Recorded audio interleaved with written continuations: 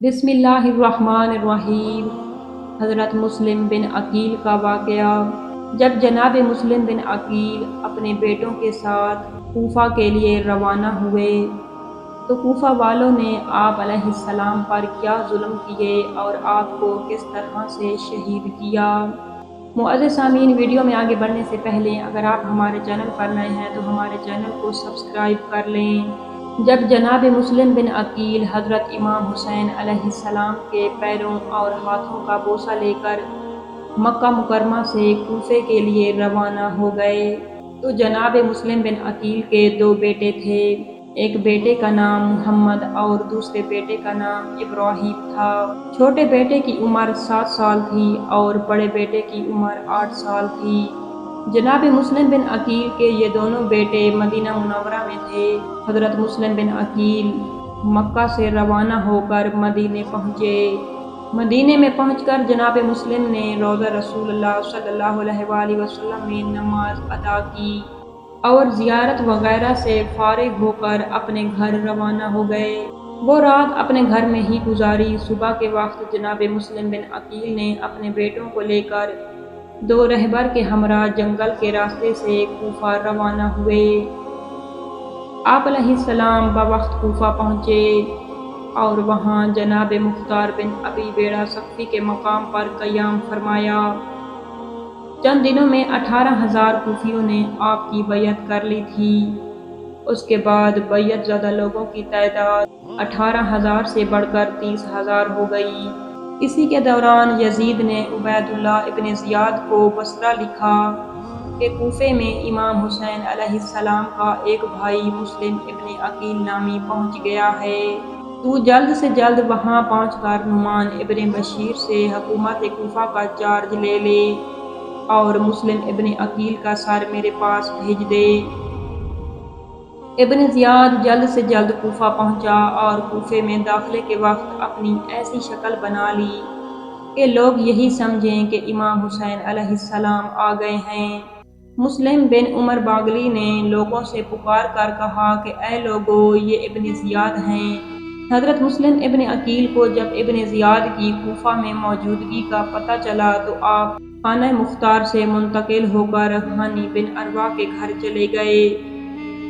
इब्न Ziyad ने मुवक्किल नामी गुलाम के ज़रिए से जनाब मुस्लिम इब्न अकील के क़याम गाह का पता चलाया।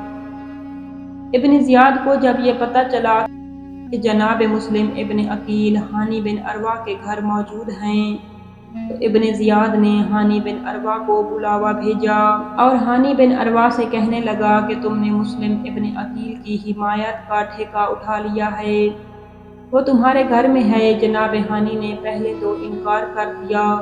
जब इब्न ज़ियाद का मुवक्किल नामी जासूस सामने लाया गया तो हानी बिन अरवा ने फरमाया, ऐ अमीर, हम मुस्लिम इब्न अकील को अपने घर नहीं बुला कर लाए बल्कि वो खुद हमारे घर आए हैं। इब्न ज़ियाद ने कहा कि अच्छा, जो भी है, अब तुम मुस्लिम इब्न अकील को हमारे हवाले कर दो। जनाब हानी इब्न अरवा ने इब्न ज़ियाद को जवाब दिया कि ये तो बिल्कुल ही नामुमकिन है। ये सुनकर इब्न ज़ियाद ने हुक्म दिया कि हानी बिन अरवा को कैद कर दिया जाए। चुनांचे हानी बिन अरवा को कैद कर दिया गया और फिर उसे कहा गया कि मुस्लिम इब्न अकील को हमारे हवाले कर दो वरना हम तुम्हें कत्ल कर देंगे। जनाब हानी ने फरमाया कि मैं हर मुसीबत को बर्दाश्त करूँगा लेकिन अपने मेहमान को तुम्हारे हवाले नहीं करूँगा। जनाब हानी, जिनकी उम्र तकरीबन 90 साल की थी, उनको कैद करके 500 कोड़े मारने का हुक्म दिया गया।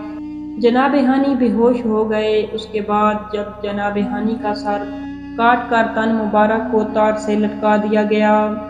जनाब मुस्लिम इब्न अकील को जब हानी बिन अरवा की गिरफ्तारी का इल्म हुआ तो आप अपने हवाखाओं को लेकर बाहर निकल आए। दुश्मन से ज़बरदस्त जंग हुई लेकिन शिमर इब्न जुलजशन, शैस इब्न रबी के बहकाने और खौफ दिलाने से सब लोग डर गए। यहाँ तक कि नमाज मगरिब में भी जनाब मुस्लिम के साथ सिर्फ 30 आदमी थे और जब आपने नमाज पढ़ ली तो उन 30 में से कोई आदमी भी साथ न था।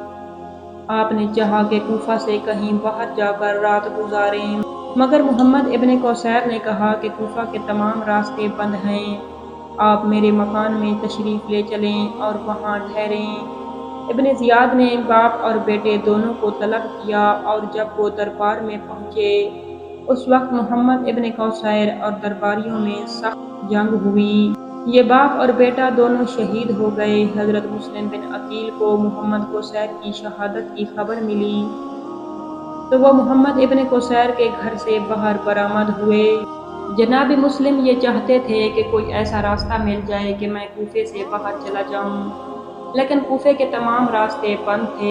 ابن زیاد کو جیسے معلوم تھا کہ کوفے میں ہی مسلم بن عقیل کہیں چھپا ہوا ہے، اس لیے ابن زیاد نے اعلان کرا دیا کہ جو جناب مسلم ابن عقیل کو گرفتار کر کے لائے گا یا ان کا ساتھ دربار میں پہنچائے گا اسے بہت سارا مال اور دولت دی جائے گی۔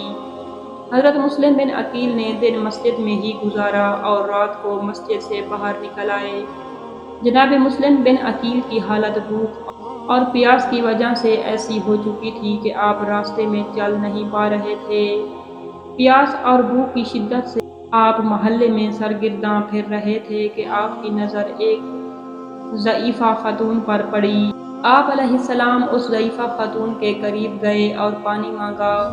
اس ضعیفہ نے پانی دے کر خواہش کی کہ جلدی سے اپنی راہ پر جاؤ، کیونکہ یہاں کی فضا بہت خطرناک ہے، اور آپ نے فرمایا کہ جس کا کوئی گھر نہ ہو وہ کہاں جائے۔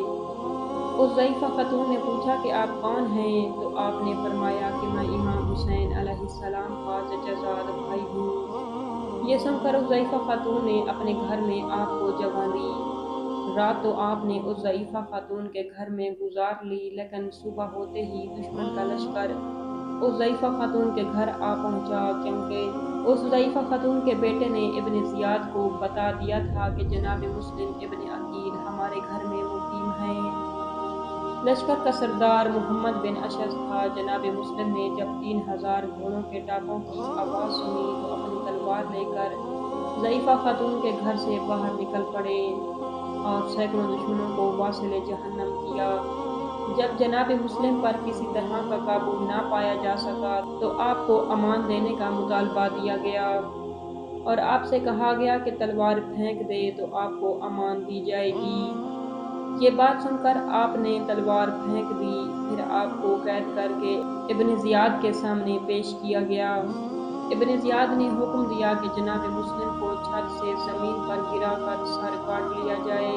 جناب مسلم نے چند وصیتیں کی اور ابن زیاد کے حکم دینے کے مطابق ایسا ہی کیا گیا۔ جناب مسلم کو چھت سے زمین پر گرا کر آپ کے سر جسم مبارک سے الگ کر دیا گیا۔ اس طرح جناب مسلم کوفے میں آ کر شہید ہو گئے۔